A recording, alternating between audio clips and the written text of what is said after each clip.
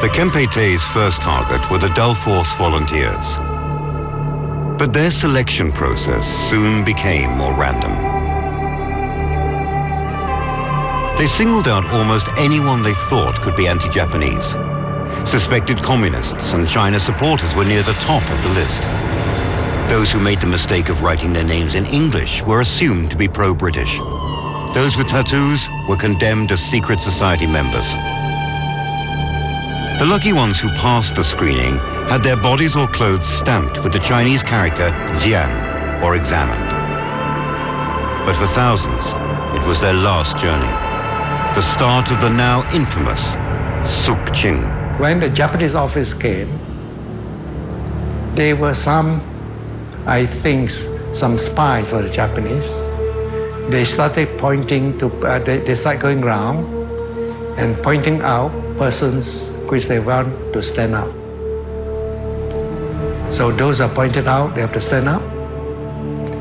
There was one gentleman who was in his 40s, who was a neighbor in the same place, and he was pointed out, and he stood up.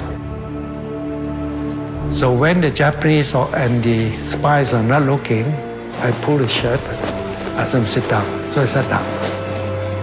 And of course, he was not carted away. Those remained standing, they were put in lorries and cut away and never heard again.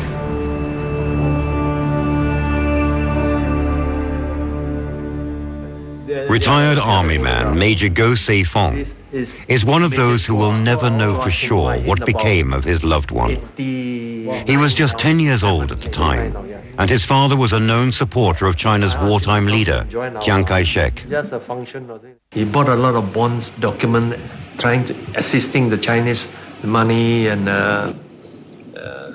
hide them on the roof. When the Japanese moved under Suk-ching operation, I don't know how did the Japanese know that he hid something on the roof. Somebody must have informed them. Then the soldiers arrested him, take him away.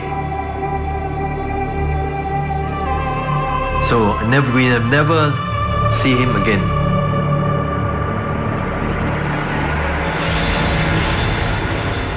Particularly sinister policy for Suk-ching was to disappear people.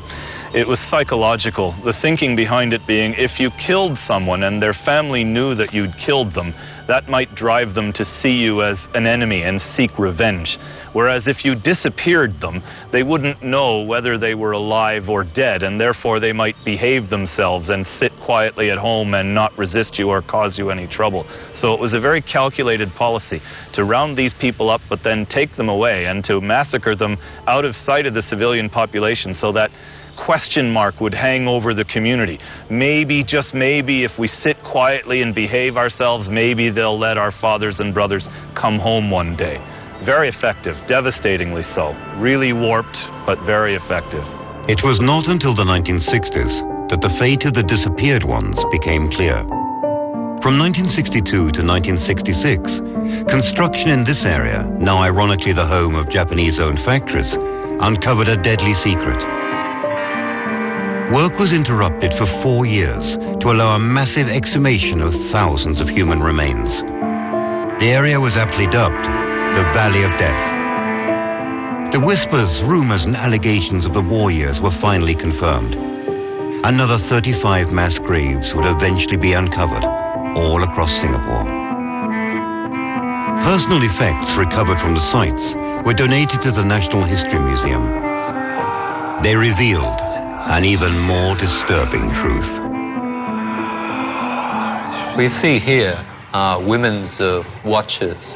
They're quite elegant, and obviously these women are quite wealthy. And next to them, we have women's earrings, which have jewels in them. But the most worrying thing is the presence of children's jewelry, the anklets and bangles. Children's anklets are usually for toddlers. Okay, so that tells us more or less that women took their children to these centres, and the women were also sent away and executed. This is contrary to what we know from the stories that have been told to us about the women and children being sent home and the men being screened and massacred. Among the effects was a wallet embossed with the name of a doctor whose remains and family have never been identified. Like many who lived in the eastern suburb of Katong, he would have gone for screening at one of the largest detention centres, the old Telok Kurau English School on Singapore's east coast. Here on 22nd of February, just 7 days after the surrender of Singapore, some 1,600 stunned residents streamed in to be screened.